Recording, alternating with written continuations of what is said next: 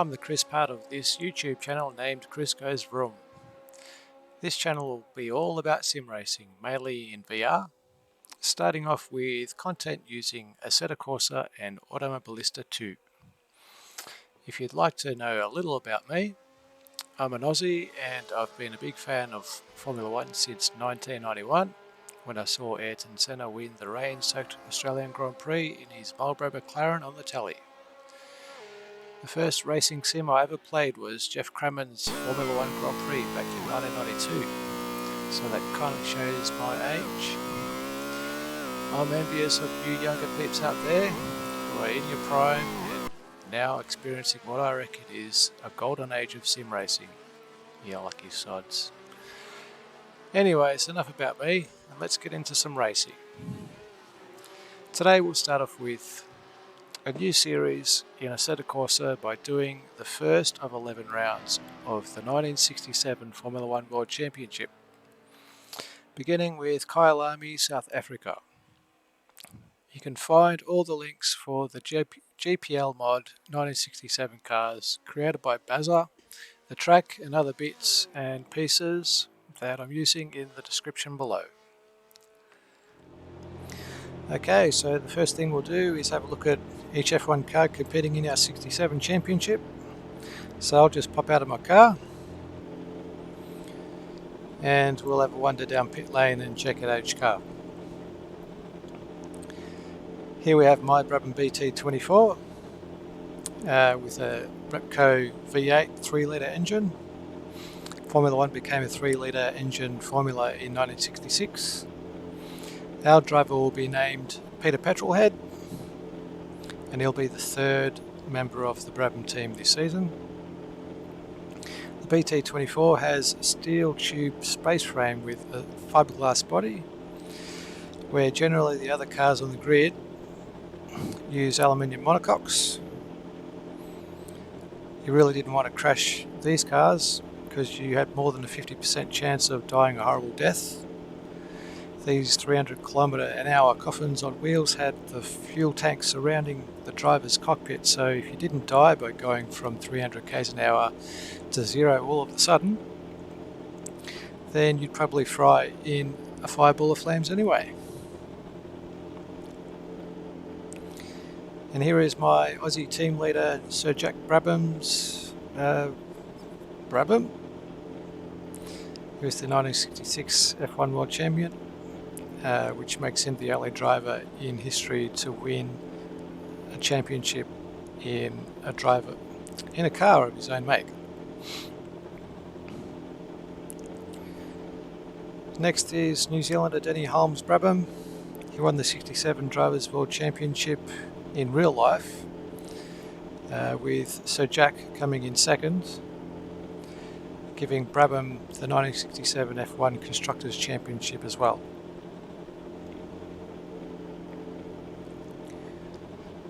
Next along the pit lane is Owen Racing Organisation with their BRM P83 with a H16 engine.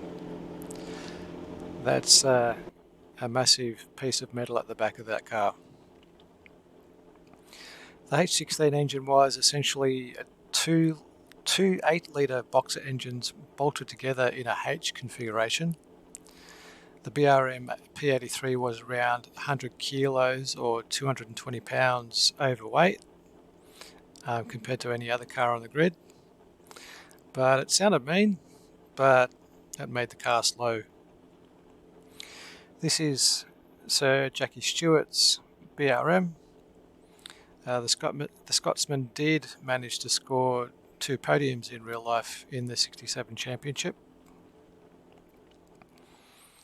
And next up we have Owen Racing's second BRM P83, driven by English driver Mike Spence. The next car is the Swedish driver Joachim Bonnier's Cooper T81B with a Maserati V12 bolted in the back. For the 67 season, Joe Bonnier ran his own single car team with an imaginative name, the Joachim Bonnier Racing Team. Fun facts: 1967 was the last year that Formula One saw the teams run their traditional national racing colours. 1968 marked a new era in Formula One, in which sponsorship liveries began to be a thing, such as the famous red and white gold leaf Team Lotus cars. Also, 1967 was the last year which the teams ran wingless cars. So with all that said, this Cooper T81B Maserati was painted in France's national racing colour, a pretty sky blue, driven by Frenchman Guy Ligier. This single car privateer team also had an imaginative name, named Team Guy Ligier.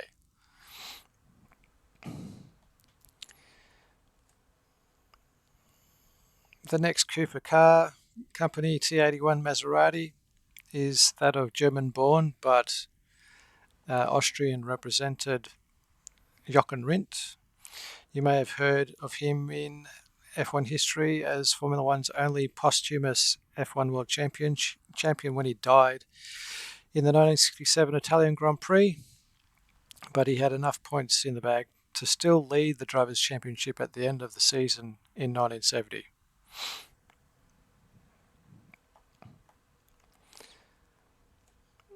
Next we have another of the Cooper cars, driven by Mexican Pedro Rodriguez. In the real-life 1967 South African Grand Prix, Rodriguez won the season opener in his first outing in a Cooper. And here we have another single car privateer team, Rob Walker Racing, with another Cooper T81B Maserati V12. Driving this car will be Joe Siffert from Switzerland. And this beautiful piece of machinery, made by the Anglo-American Racers team, is the Eagle T1G with a Westlake V12 bolted in the back of the car. This American team was founded by this car's driver, Dan Gurney, along with the famous Carroll Shelby. Dan Gurney won the 1967 Belgian Grand Prix in this car.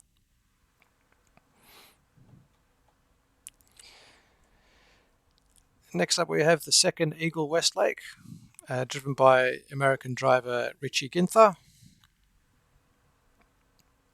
Pretty cars, those. And here we have the first of the Scuderia Ferraris. This lovely looking car is the Ferrari 312, with the 312 part of the name explaining its engine, a 3-litre V12. And the driver of this car is Chris Amon from New Zealand. I'm a bit confused as to why this second Ferrari 312 is in Baz's 1967 GPL mod pack. As you can see painted on the side of the car, it's driven by Belgian driver Jackie Ickx, but the 3 races he contested in the 1967 championship were round 7 in a Matra, and then rounds 9 and 10 in a Cooper. Jackie did enter the non-championship F1 race in Spain after the end of the season in a Ferrari 312 though, so I guess it makes it okay.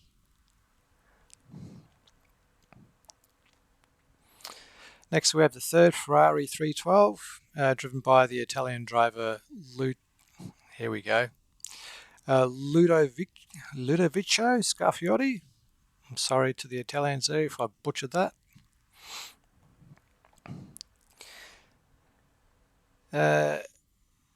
And this is the famous Lotus 49 Ford Cosworth V8, driven by the Scottish legend Jim Clark.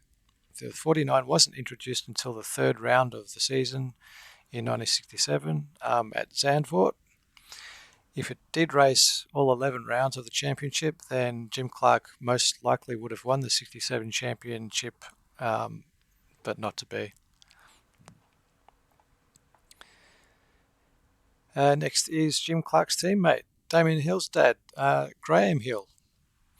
In the second Lotus 49, he had a shocker in 1967, but he did win the 1962 and 68 Drivers' World Championships. Here we have the single blood red McLaren M5A with a BRM V12 in the back. It wasn't until the next year in 1968 that Bruce began painting his F1 cars in that famous papaya orange and became a two-car team.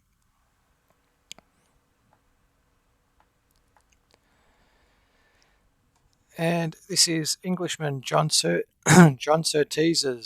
Honda RA300. This would be Honda's fourth year ever in Formula One, but they'd secured their second ever Grand Prix victory at the 1967 Italian Grand Prix.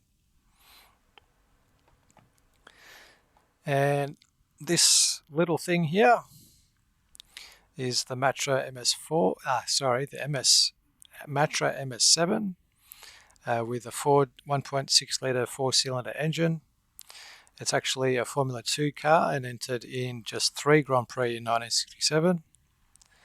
But I included the Matra Sports team in this championship because the driver of this car, Frenchman Jean-Pierre Beltois, actually finished 7th in both of the last 2 rounds in the 67 season. And finally we have another Frenchman, Johnny Servoz-Gavin, in the second Matra Ford. And alrighty, let's get on with some racing. So here's a map of the 1967 layout of the Kyalami Grand Prix Circuit. There are 9 turns with a track length of 4.104 kilometres or 2.55 miles. This is the fastest configuration of Kyalami in its history, and it has a very satisfying flow of fast sweeping turns. It's a lovely drive, this track. And here are the qualifying results for the 1967 South African Grand Prix. As you can see, Jim Clark in the first of the Lotuses smashed the rest of the field by almost half a second with a 1 minute 21.16. Then his teammate Graham Hill is in second with a 1:21.642. Then third we have Jack Brabham, first of the Brabhams. Then we have Pedro Rodriguez in the Cooper, Jochen Rindt in fifth in another Cooper, and then Guy Ligier in his team Guy Ligier in sixth, and American Dan Gurney in the Eagle Westlake in seventh, and then our driver Peter Petrolhead in the second Brabham in eighth, Denny Holm in ninth, Richie Ginther in the second Eagle Westlake in 10th, Joachim Bonnier is 11th, 12th is Jackie Stewart, then Jackie Ix, Bruce McLaren, Ludovico Scarfiotti, Joe Siffert, Chris Amon, John Surtees, Jean-Pierre Beltois, Johnny Servoz-Gavin, and bringing up the rear of the field, Mike Spence in a disappointing outing in qualifying for the BRM team. And just on a side note, our driver Peter Petrolhead, he qualified with 100 litres of fuel on board, about 60 laps of fuel for a handicap, just because the AI wasn't quite up to scratch on this track. Also, we'll be starting with the same 100 litres of fuel on board for our 10-lap race, and it's going to make for an interesting race. On the grid now, lights are on.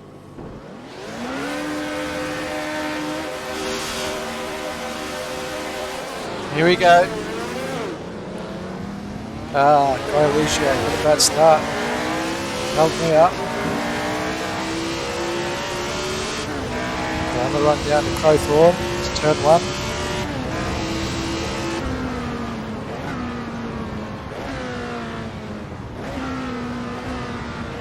So I've grabbed up my inside there. Yep, that's Denny Hole, is it? Yes. Through Barbecue. That's an Aussie, that's a great name for a turn.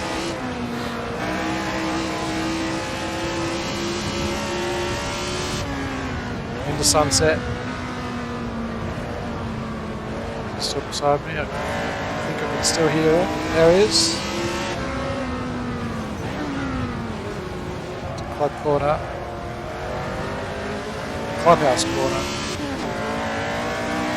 Lets me go. Now to Ligier.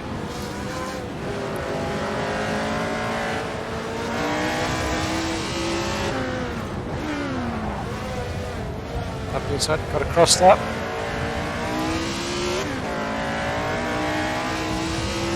That's Ligier past.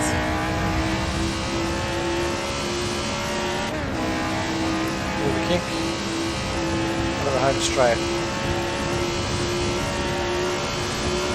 That's P7 at 2. And Gurney's next.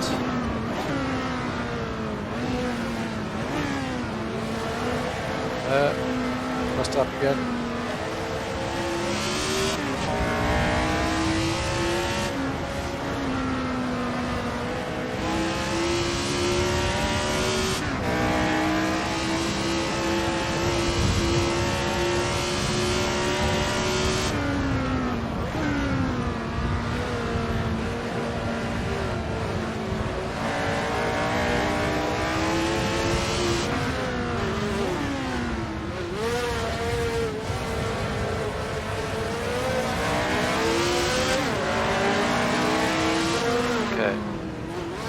The S is smooth.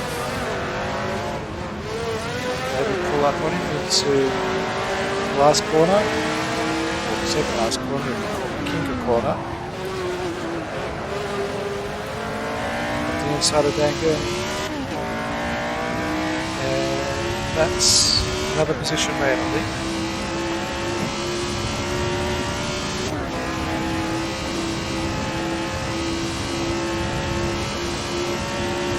He's got a slipstream on him. Where is he? Where is he? He's on the outside. Defending to turn 1 and get it all nice and crossed up there. Alright, side by side into Yukup. I think I got that right. Sorry to all the Dutch people out there if I butchered that.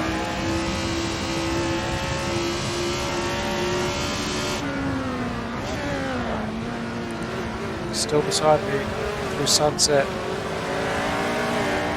I'll break it into Clubhouse corner.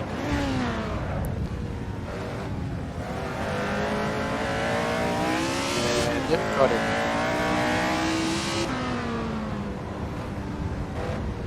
Through the S's. Nice and smooth through the S's. You've got to keep it smooth. You can't brake too late, you'll just lose your apexes.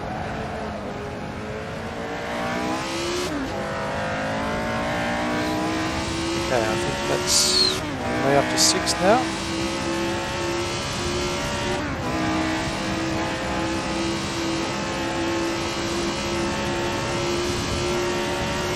Yep, P6, and that's Jock and Brent up the road there.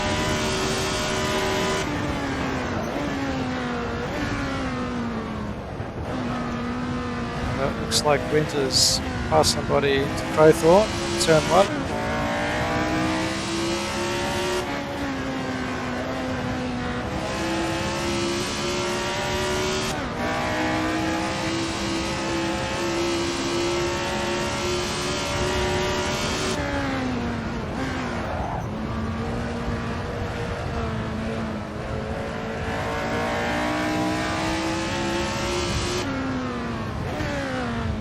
Looks like there's a bit of a train happening. They're sort of holding each other up a bit. I through the S's, nice and smooth.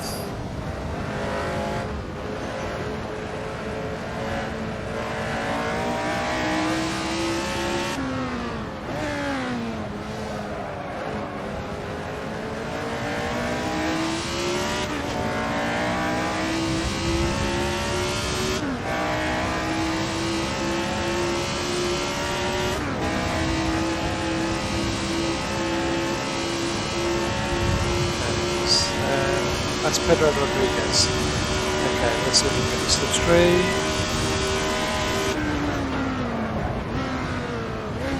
Nah, not close enough.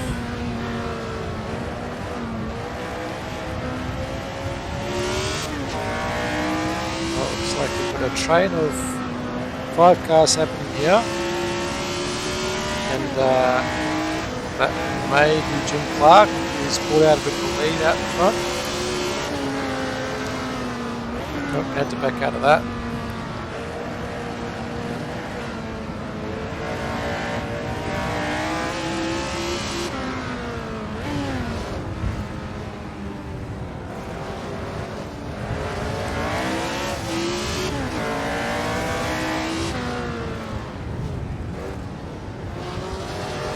So we've got to get him into the second last corner here.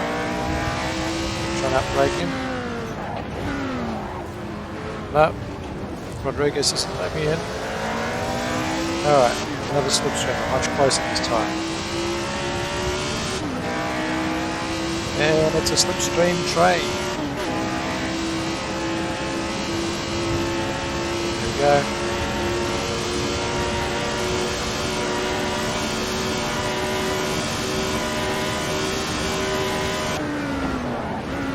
And Rodriguez brakes a little bit later than me. But I've got the apex.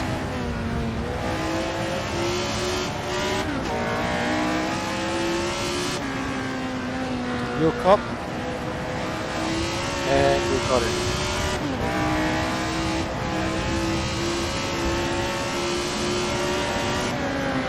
And that's Graham Hill ahead of us. You can see his helmet, the navy blue helmet with oh, he's lost it. Gone wide with the rowing club. I think it's a rowing club. Stripes he's got on there. Damien Hill's got the same helmet anyway. Or he had the same helmet back in his day too. All crossed up again.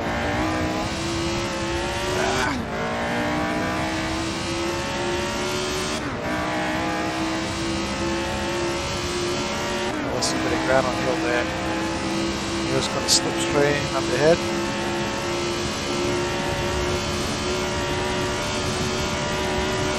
Okay, lap 7, P5, 4 to go. Hill takes through P3. P3, I don't know who passed. Is that a Cooper?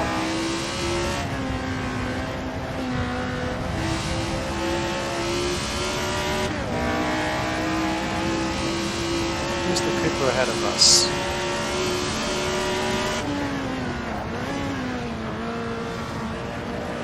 Oh, it's a green helmet. That must be... That's Jochen Rindt in the Cooper.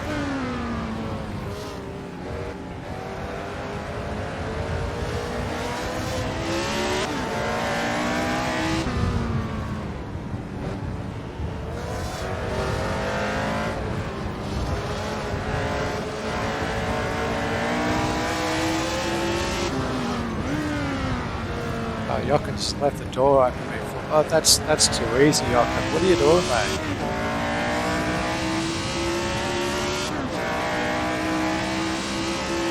Okay, that should be P4 now.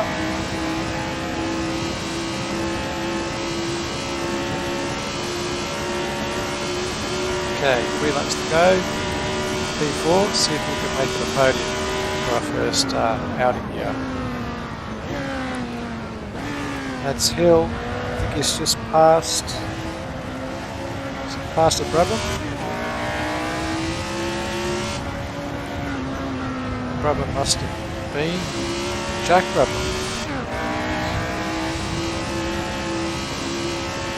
So that must be Jim Clark in first, Graham Hill in second, and Jack Brabham in third, and we're fourth.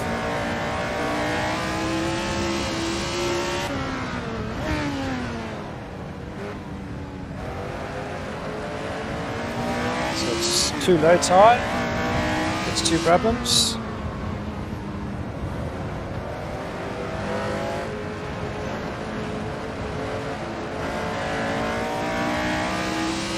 Looks like Graham Hill is still behind Brabham.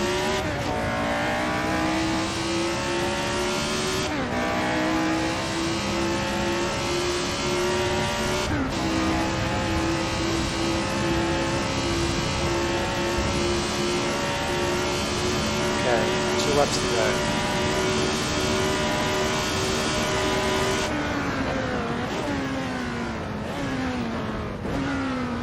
He's up his inside now. Alright, that's Hill. Yeah, Brabham's gone wide.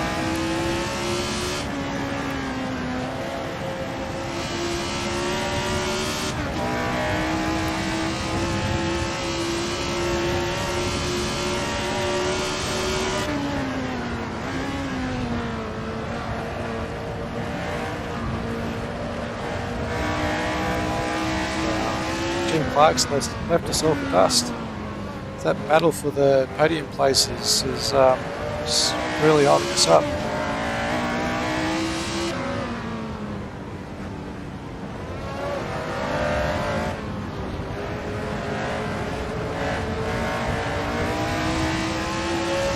Okay.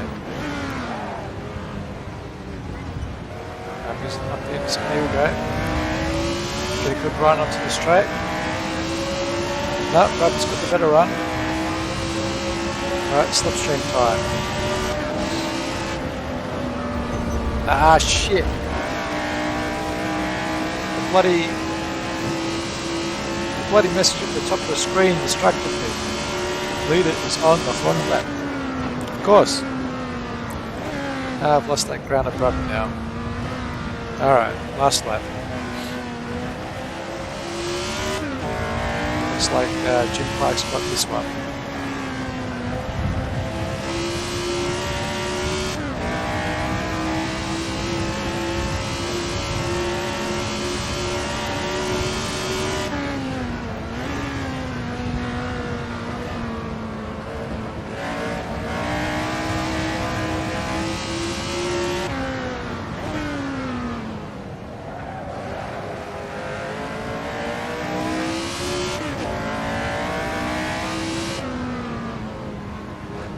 Last jump with the S's. Okay. Maybe I'll take him behind him and slipstream him over the line. Not if I cross it up like that. Okay, here we go.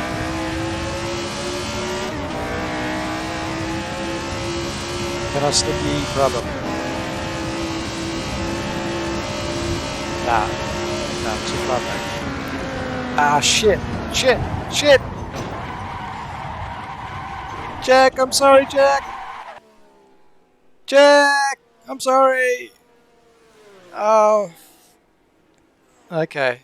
Well, we both got past the finish line. That classifies us as finished, and P3 and P4. I'm sorry, Jack! Shit. I'll pay for the damage, Jack, I promise.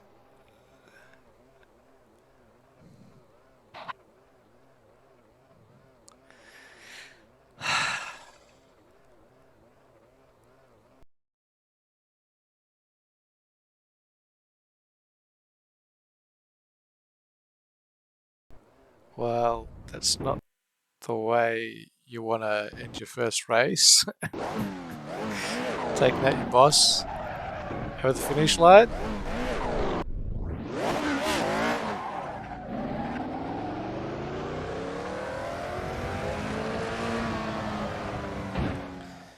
So that's the 67 South African Grand Prix done and dusted. And here are the race results. Yeah, Jim Clark, he kind of smashed us all really by a good 5 seconds. And but the battle for the remaining podium places were pretty good. That's probably what kind of held us up a bit and let Jim Clark get away from us. So yeah, Graham Hill in second. So that's a 1-2 for Lotus. They're going to have a great advantage at the start of this season with those points.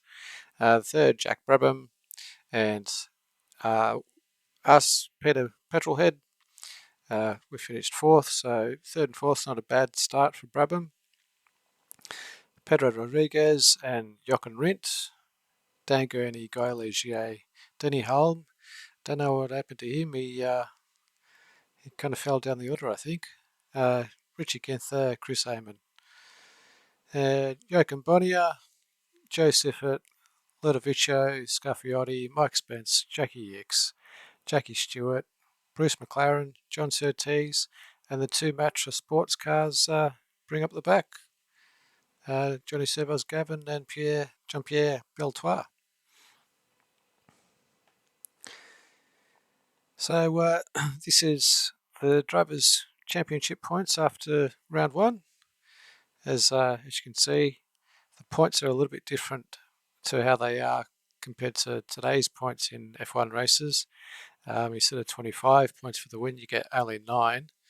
And so Jim Clark gets 9 points for his win, Graham Hill 6, Jack Brabham 4 points. We get 3 points with Peter Petrolhead. Pedro Rodriguez, he gets 2 points, and Jochen Rindt gets 1 point.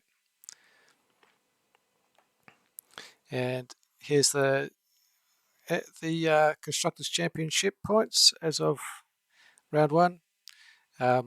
Like we said, yeah, Team Lotus has jumped out of the gates pretty quick with 15 points, and we're in second place with the Brabham Racing Organisation, 7 points. Cooper Car Company is 3 points, and zippity doo dah for everybody else. So that's round one of our 1967 F1 World Championship, done and dusted. If you enjoyed this video, please leave a like and maybe subscribe, and I'll see you in the next one. Cheers everyone.